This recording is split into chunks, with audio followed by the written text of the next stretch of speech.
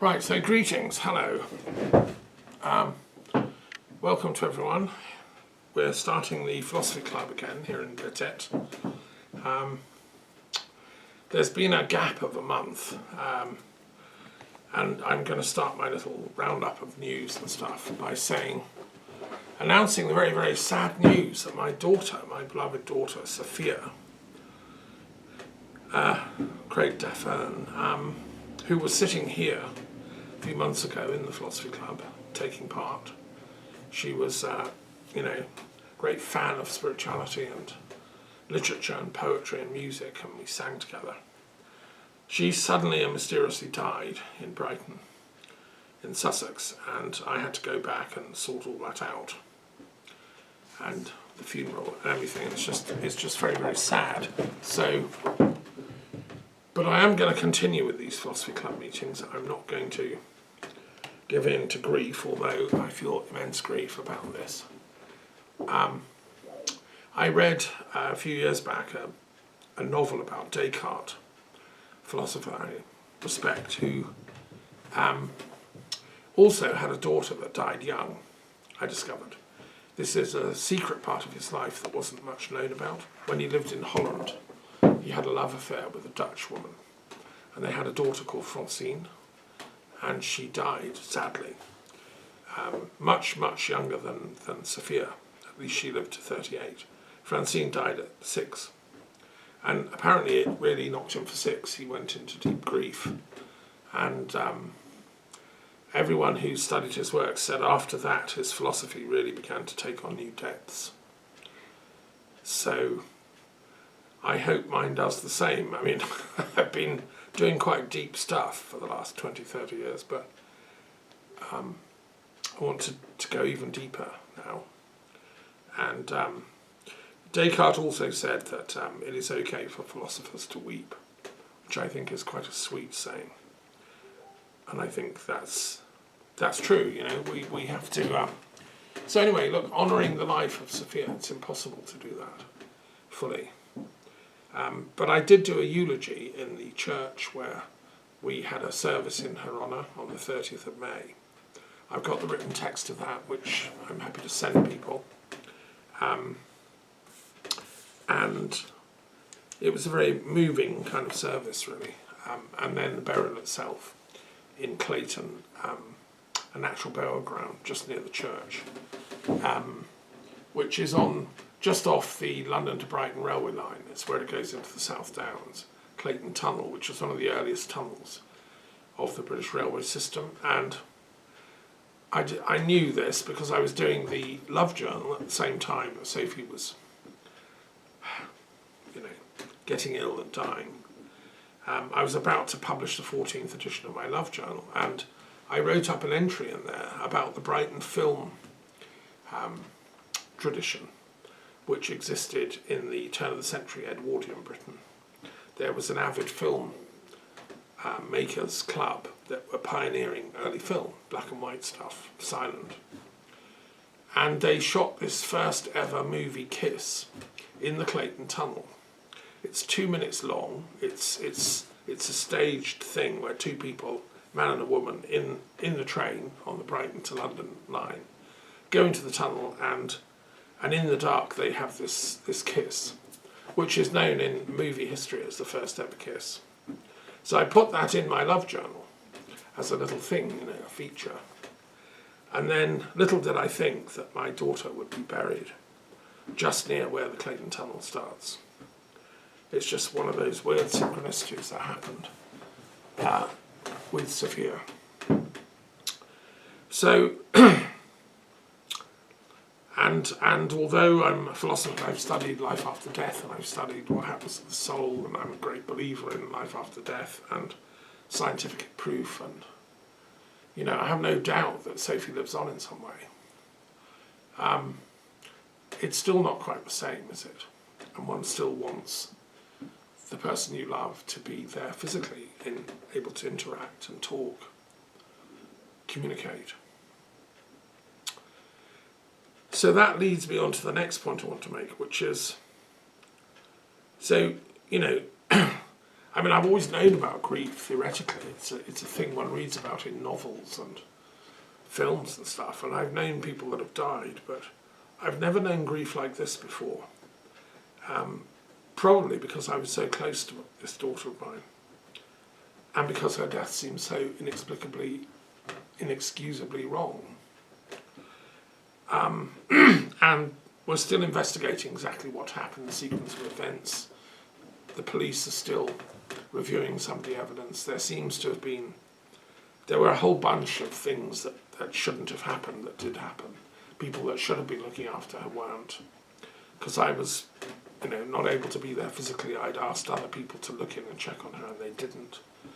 And, there's a whole sequence of events that tragically led to our discovering her body dead on the 6th of May, which should never happen to someone that young and gifted and talented. I mean, that's, shocking. So we're still investigating it. And I'll let you know when, I get the full facts. But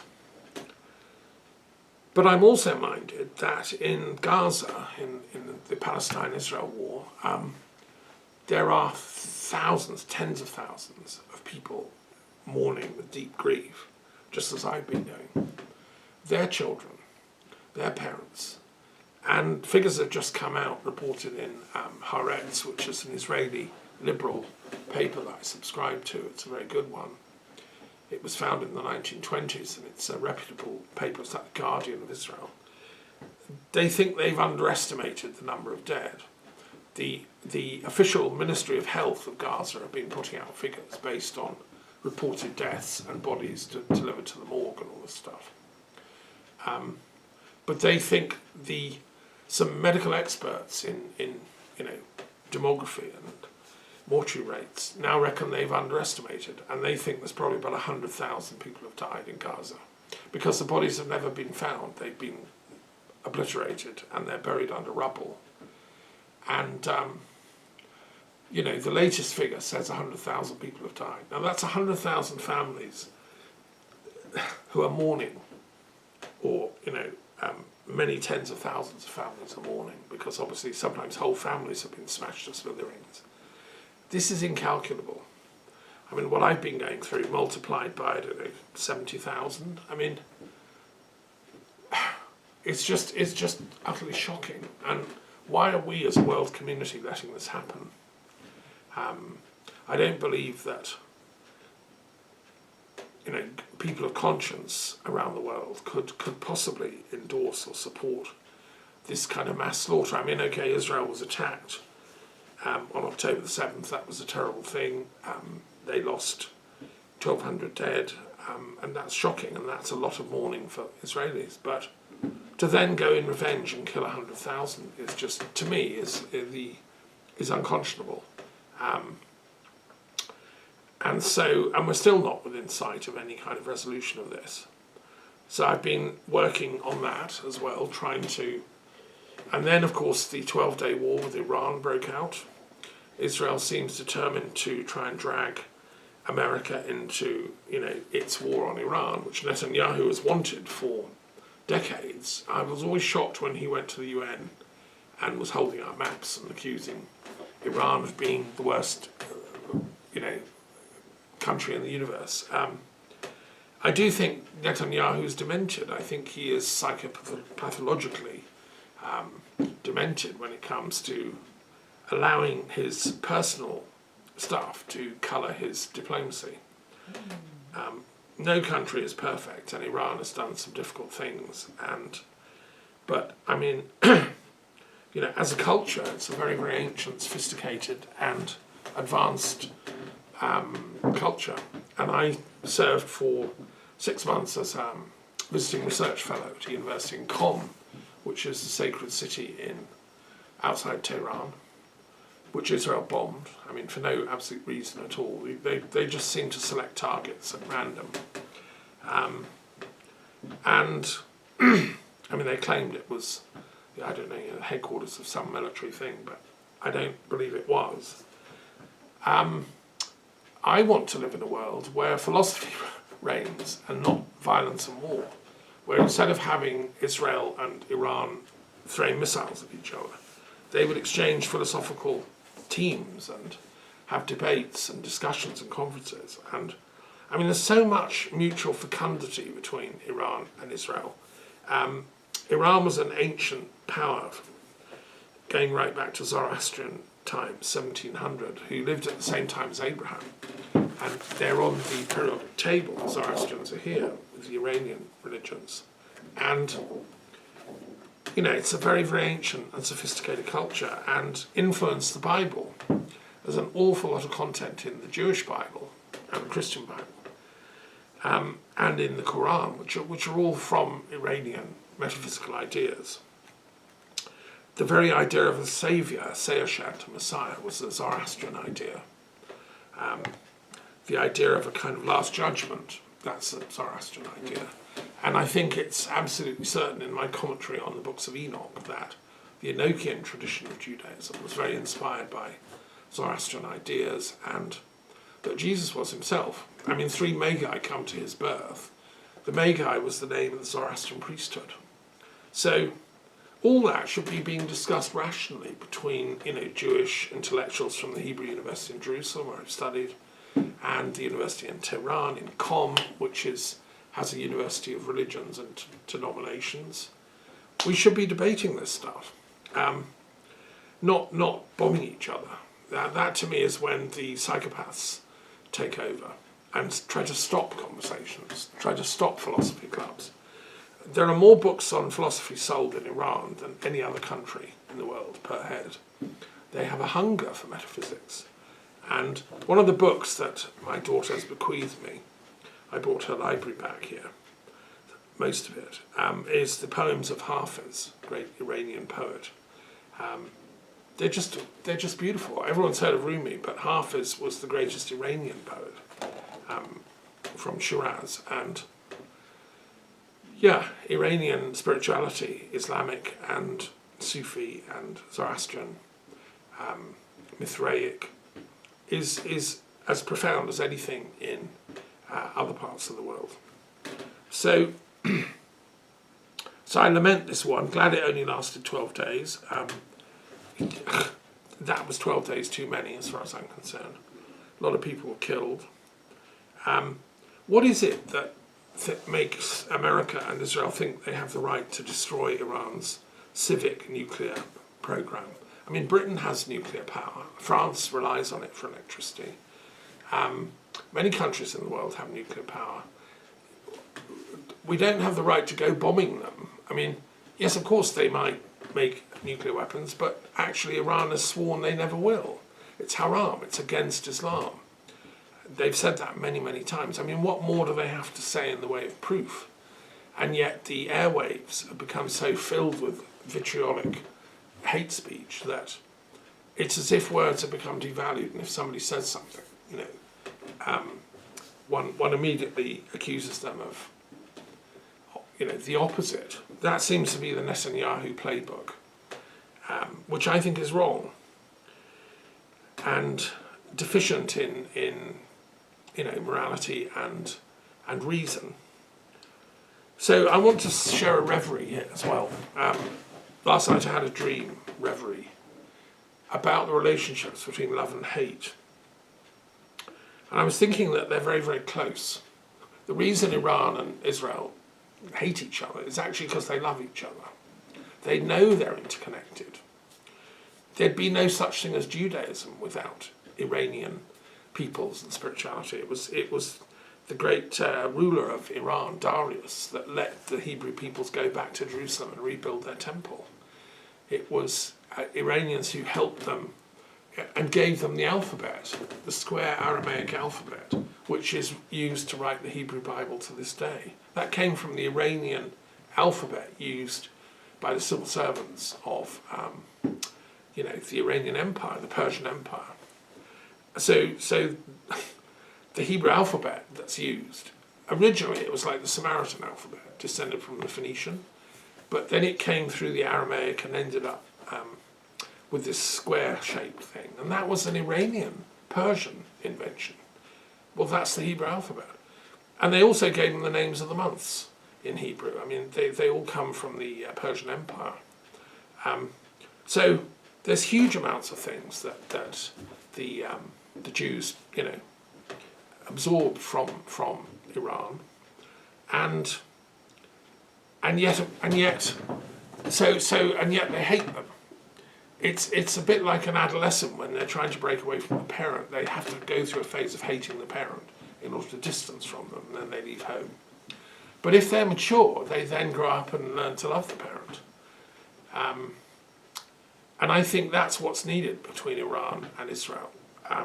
So I had this reverie about the relationship, how love is very, very close to hate. They both involve contact. To hate or love somebody, you have to be in contact with them in some form. They're about interconnectedness.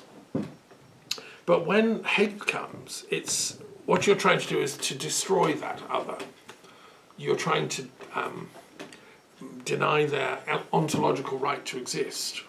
And this is what, is always bandied around by semi-educated leaders. They talk about existential threat. What they're saying actually is that it's what they're doing with their hatred. They're refusing to acknowledge the other and trying to destroy the other. They're trying to eradicate their very beingness. In the case of what's going on, bombs, drones, killings. Russia's denying the existence of Ukraine in the same way. And Russia and Ukraine are another example of love and hate being so close, because deep down the Russians and Ukrainians are really one people. They speak very similar languages, they have a shared history and culture, shared religion, shared saints. The church architecture is always identical. They have the same holy books. They all experienced the communist era with both good and bad results, sometimes tragic results. So they're very, very similar. And yet, we've now got hate between Russians and Ukrainians, where it should be love. What I'm trying to do as a philosopher, and I believe this is the duty of philosophy, is to shift hate contact into love. Putin, for God's sake, went to Ukraine on his honeymoon, because to him it was a symbol of love. It's going to the south, it's where the warm waters are, the Crimea, go and swim, and it's like the Côte d'Azur of Russia. Well, why not keep it like that? Why not love it? Just the fact that it's got a different governance structure doesn't mean you still can't love Ukraine. Russia and Ukraine should and can love each other. Ukraine can love Russia because of its, it's got all that territory, waste, and it's got all those reserves of energy, so let's be friends. Let's shift this hate dialectic into a love dialectic. And the same with Israel and Iran. And Israel and Palestine, because again, hate and love are very, very close. Actually, Israel and Palestine are very, very interconnected. Really, there's no need for these wars and this hatred. And when I went to Israel and Palestine, I went to, all parts, and I met people from different cultures, and I interviewed them, and I talked to them, and I got, everyone's agreement that no, we want peace, not war. I travelled around, I set up the Truth and Reconciliation Commission for the Middle East, and I just wish we could advance that. It's one of the 99 projects that Sophia and I wrote our book, The 99 Aims of Peace, on. So anyway, I just wanted to share that. I think there's some philosophical work to be done here. We have to shift hatred back to love by recognising it's coming from the same matrix of psychological, energies. So talking of which, then the other thing I want to share is I've been busy, as you know, finishing the Gospel of St Matthew commentary, which took me 2 or 3 months of solid work, 4 months really, earlier this year, and I finished it on 6th of May, the day we discovered Sophia's body, which I'll never forget as long as I live, the horrible timing of all that. But I'm determined to press on, and so I'm now working on the commentary on the Gospel of St Mark, which is much shorter. It's going to take less time. But, it's an important gospel in its own right. John Mark, his mother was called Mary. She had a house in Jerusalem It's thought where the Last Supper took place. She was a close friend of Jesus, and hosted that Last Supper, and she was one of the followers of the way.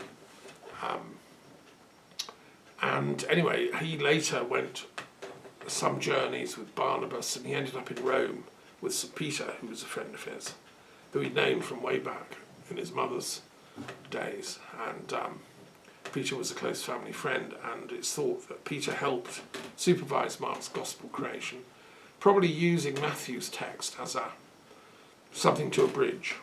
I think Mark's gospel is an abridgment of Matthew.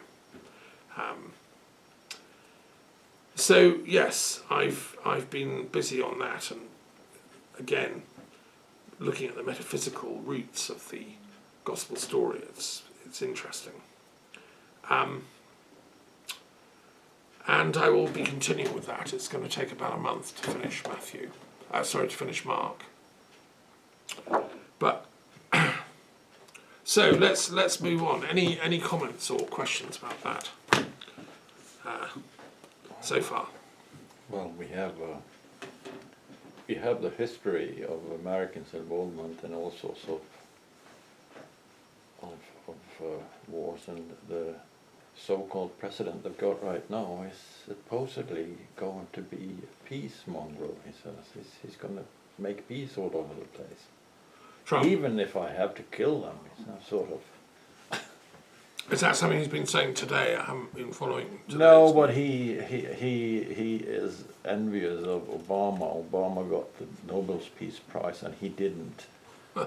So, and also the fact that the so-called intelligence, CIA or whoever they have using over there, about 30 years ago, claimed there was mass weapons of mass destruction in Iraq.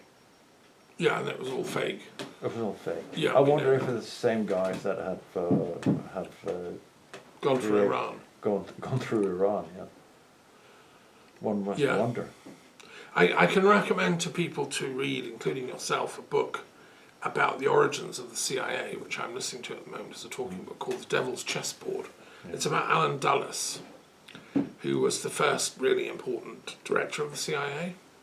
And he was in Switzerland during the war, stationed in Bern. And there's some very, very interesting new information come to light about Dulles. And he was weaving a web of intrigues and lies. Intrigues and all kinds of things, which are revealed in the book. And yes, I recommend it. And America's been playing. I mean, he was actually going against Roosevelt. Roosevelt's policy was Germany had to commit unconditional surrender, just lay down the weapons, and then we would decide the terms afterwards. There was no negotiating. You just surrender. A bit like Hamas is thinking of doing, which I think would be a good idea. I think Hamas should just surrender, and that would take away all this bombing and nonsense, and then we could rebuild a peace after that. That's what Roosevelt wanted. Dulles didn't want that. Dulles wanted the Germans to surrender to the Americans on certain terms, and then to kind of, as a bulwark against the Bolshevik Russian forces. Dulles didn't trust Stalin. He knew what was going on in Russia. He knew they were a pretty dangerous, barbarous kind of regime, Stalin's Russia. And he wasn't swept up in all the hysteria of pro-Russian propaganda that had come out during the war. And he knew that if Stalin invaded the whole of Europe, say, things would get difficult. So he arranged for a separate surrender in Italy, which was against Roosevelt's, So he went out on a limb, and he became friends with a chap called General Wolfe, who was the head of the German army in Italy. And his base in Lake Como had been surrounded by Italian partisans. They were about to kill him. And Dulles went in with a convoy of people and rescued him, because he needed him to make a separate peace. So this is very interesting, this book, The Devil's Chessboard. I'm just starting it. But he then goes on into the whole CIA role in the assassination of Kennedy, because Kennedy had fired Dulles as a dangerous provocateur. I'm going to learn if Dulles, in revenge, helped organise his assassination. I don't agree that intelligence agencies should be above the law or above international law. I think that they should be answerable to, in democracies, they should be answerable to the people and to the legislatures. So, you know, and I think that even to call them intelligence agencies is probably the wrong word. We need, you know, they're not very intelligent. It's an abuse of a good word. It's an abuse of a good word, yes. I mean, I'm sure there are people that work in intelligence services who are good people, but the, you know, the fact of having to do dishonourable things and lie and deceive and stuff is why I've never been attracted to a career in the intelligence services. It's just not my thing, because I want, as a philosopher, to be able to look everyone in the eye and tell the truth to them. So one of the projects is we create a worldwide wisdom service, which would be doing intelligence service for peace instead of for military gain, and agents wouldn't be allowed to lie or dissimulate. So anyway, we'll come to that maybe. Yeah, thank you for that. Why don't we do a tarot to start with before we do the periodic table, just for fun? And today we'll do mix it up a bit. And I brought this box of the Divine Feminine Oracle back from Sophie's collection. And we've been doing the Gods Tarot, which we'll do one each, right? So you choose the masculine one from there. And I'm going to do one on behalf of Sophie for the Divine Feminine to get some balance here. I haven't had time to do my own deck of goddess cards, but we can use Sophie's.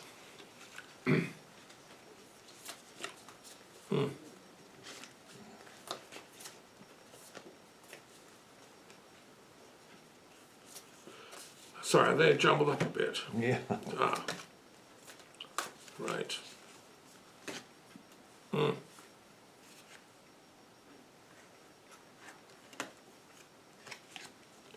Okay.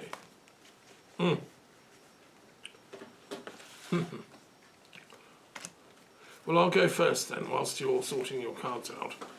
I've done the Goddess Tarot from Sophie's deck, and she's given us Lalita, the red goddess. Now that's interesting because Sophia wrote a song about Lalita, which she sang when she came here. And she was very much in tune with this particular goddess, and so it's not surprising it's turned up here. Lalita stands for playfulness as a spiritual power, and laughter leading me back to the light. I love this because Sophie was one of the most humorous people I've ever met. Being in her presence, one felt a sort of bubbling up of good humour, and often Sophie and I would giggle or laugh together, which is not something that happens with my other daughters or hardly anyone else I know. She just had this laughter quality about her. And this goddess Lalita represents the spontaneity that graces even a heavy moment. It reminds us that joy is itself a spiritual practice. Lalita Tripura Sundari is a Hindu deity known as the Red Goddess because of her connection to desire. She's often depicted sitting on a lotus with 16 petals and is known as the fulfiller of all desires. She holds a golden bow that represents the mind and 5 golden arrows that represent the 5 senses. And the ancient devotional text dedicated to her, the Lalita Sahasranaman, is a list of her 1,000 names that fulfills all of the desires of a devotee simply through its recitation. One of Lalita's many names is she who plays. It's related to the Sanskrit word Leela, which means divine play. Lalita loves when her devotees are able to move beyond dualities, to the point where we're not separate from what we desire. She loves puja, or ritual worship, for this reason, because it moves us from out of our ideas and thoughts of the divine and into our hearts, where we can experience the divine directly. Lalita is known for her spontaneity and for liberating her devotees with joy. She is the consciousness that comes when we get so caught up in taking ourselves seriously that we forget the profound simple pleasures, the sunlight on our face or the taste of a ripe strawberry. She's the delicious moment when we remember that we don't have to take everything, especially ourselves, so seriously.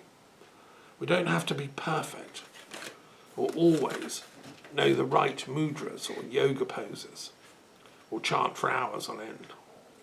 What's divine is already inherent within us. It's remembered, not learned.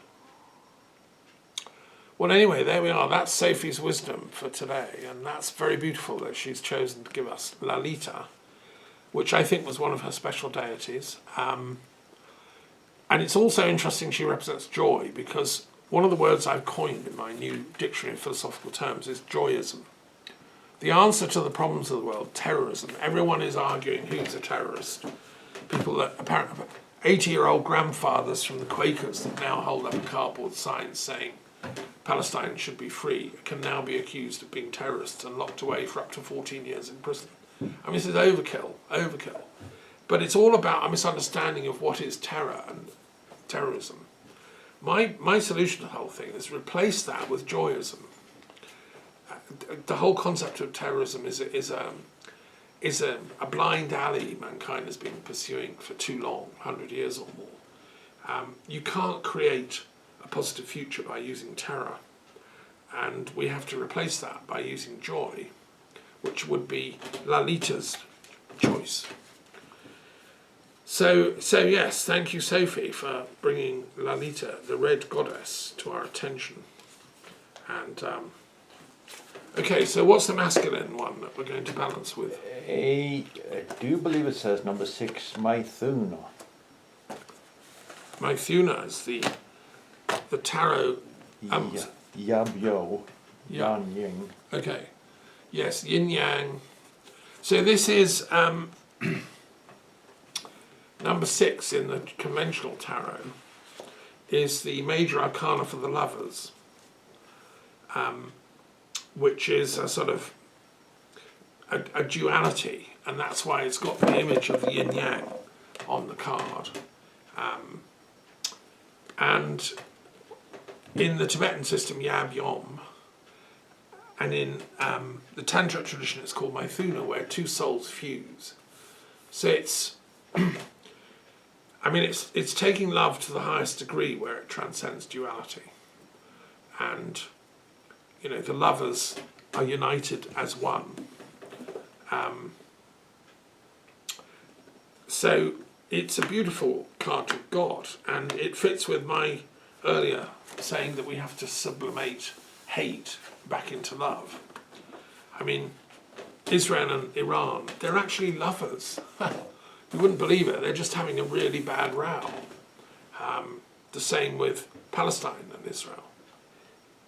They're really lovers, but they're just really rowing a lot. And that's what lovers do sometimes, tragically.